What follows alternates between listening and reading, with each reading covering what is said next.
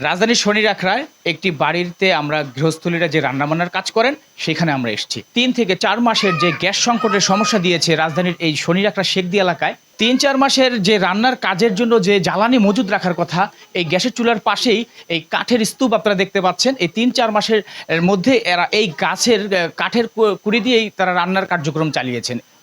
তিতাসের যে লাইনের যে সরবরাহ যে গ্যাস রয়েছে, পাইপলাইনের যে সরবরাহ গ্যাস, এই সংকটের কারণে আজ 3 থেকে 4 মাস এই নারীরা গৃহস্থলী কাজে এই লাকড়ি চুলা ব্যবহার করছেন। রাজধানীর বিভিন্ন এলাকায় চরম আকার ধারণ করেছে জ্বালানি সংকট। দীর্ঘ 3-4 মাস থেকে কোথাও কোথাও 4 থেকে 5 মাস ধরে পাইপলাইনে গ্যাস সরবরাহ বন্ধ থাকায় দুর্ভোগে পড়ছেন হাজারো মানুষ। 4 মাস ধরে একেবারে টোটালি গ্যাস নাই, একেবারেই না। আগে একটু রাত্রে আসতো, এখন রাত্রেও আসে না। রান্না বাড়া খুবই কষ্ট, খাওয়া দাওয়া ঠিক মতো হয় না। সরকার যদি দয়া করে গ্যাসটা দিত তাইলে আমরা আলহামদুলিল্লাহ ভালো থাকতাম। এখন আবার 2500 করছে, এটা কারণটা কি আমরা তো বুঝতেছি না। আমাকে ভাত খামুন, আমাকে ইনকাম আছে, এখন তো আমাকে ইনকাম নয়, আমাকে তো রাস্তাও নাই, তাহলে আমরা কিভাবে চলবো? এটাই তো আমাকে সরকারের কাছে আবেদন চাই। বাড্ডা, শনিরাখড়া, যাত্রাবাড়ি, মাতুয়াইল ও শেখদি এলাকাবাসী সহ বিভিন্ন স্থানে ঘুরে দেখা গেছে বসতবাড়িতে রান্নাঘরের চুলায় আগুন জ্বলছে না। পাইপলাইনে গ্যাস না থাকায় বাধ্য হয়ে এলপিজি গ্যাসের উপর নির্ভরশীল হয়ে পড়ছেন মেজবাসী, ছোট পরিবার ও নির্ময়ের মানুষ।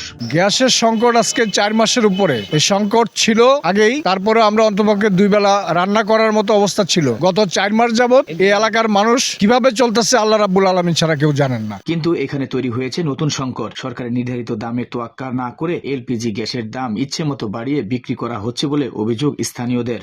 আজকে 6-7 মাস ধরে নাই আমরা গ্যাসের বিল দিতেছি, অথচ গ্যাস আমরা পাই না। পুরা শেখদি এলাকায় আমাদের গ্যাস নাই, পুরা গ্যাস নাই। আমরা অনেক চলতে বলতে কষ্ট হইতেছে, কিন্তু আমরা লাকড়ি কিনা টাকা অনেক সময় যোগাইতে পারি না, গ্যাসের সিলিন্ডার কিনতে পারতেছি না।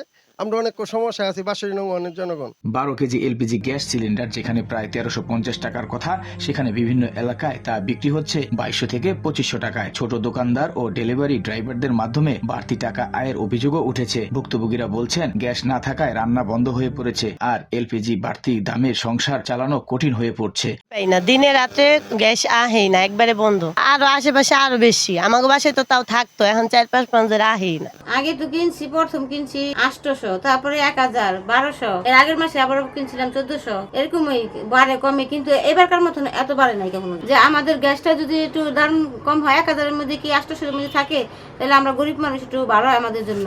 এই সংকট ও মূল্য নৈরাজ্যের প্রতিবাদে রাজধানী জাতীয় প্রেস ক্লাবের সামনে মানববন্ধন করেছে বাংলাদেশ লেবার পার্টি। মানববন্ধনে দলটির চেয়ারম্যান ডাক্তার মোস্তাফিজুর রহমান ইনান বলেন, এলপিজি গ্যাসের নামে জনগণের উপর অর্থনৈতিক সন্ত্রাস চলতে দেওয়া হবে না। তিনি অভিযোগ করেন, বসতবাড়িতে গ্যাস সরবরাহ কমিয়ে মানুষকে জোরপূর্বক এলপিজি গ্যাস কিনতে বাধ্য করা হচ্ছে, যা একটি সংগঠিত লুটপাটের শামিল। প্রতি মাসে এই রেগুলেটরি কমিশনের কাজ হচ্ছে এলপি গ্যাসের দাম বাড়ানো। আপনারা জানেন যে এই যে এলপি গ্যাস এবং এই যে পরিবহনে গ্যাস ব্যবহার করা হয়, এই দুইও গ্যাসের একই জিনিস। যখন এটা গাড়িতে ব্যবহার করা হয় তখন বলা হয় এলপিজি, তখন তার লিটার হচ্ছে 59 টাকা। আবার যখন এটা রান্না কাজে ব্যবহার করা হয় তখন সরকার নির্ধারিত দাম হচ্ছে 114 টাকা। একই দেশ, একই জনগণ, একই সবকিছু, কিন্তু দাম বেড়ে গেল ডবল। আমরা কিছু জানলাম না, কিছু বুঝলাম না। যেই গ্যাসের দাম হওয়ার কথা ছিল 720 টাকা, সেই গ্যাস 2500 টাকা করে বিক্রি করছে। অন্যদিকে জ্বালানি মন্ত্রী তার এই উপদেষ্টার পদে বসে আছে। আজকে তো এই জ্বালানি উপদেষ্টার উচিত ছিল এই গ্যাসের দাম নিয়ন্ত্রণে না করার কারণে, ব্যর্থতার কারণে তার পদত্যাগ করার উচিত ছিল। কর্মসূচিতে বক্তারা অবিলম্বে বসতবাড়িতে গ্যাস সরবরাহ স্বাভাবিক করা এবং সরকারের নির্ধারিত দামে এলপিজি গ্যাস বিক্রি নিশ্চিত করার দাবি জানান। তাদের হুঁশিয়ারি, দাবি আদায় না হলেও ধারাবাহিক আন্দোলনের মাধ্যমে রাজপথে কঠোর কর্মসূচি দেওয়া হবে। শুনানি নিউজ, জুবায়ের আলম।